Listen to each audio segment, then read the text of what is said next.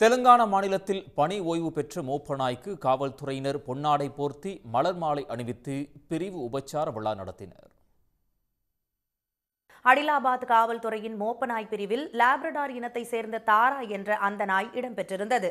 11 வயது நிறைந்த நிலையில் தாரா நாய்க்கு பணி ஓய்வு அளிக்கப்பட்டது.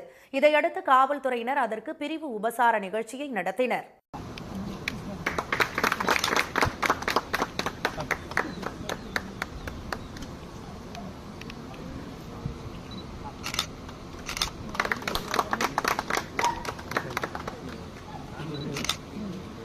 அதிமுக்கிய பிரமுகர்கள் வருகையின் போது பாதுகாப்பு பணியிலும் குற்றங்களை கண்டுபிடிப்பதிலும் தாரா நாய் பெரும் உதவியாக இருந்து வந்ததாக காவல்துறையினர் தெரிவித்தனர்.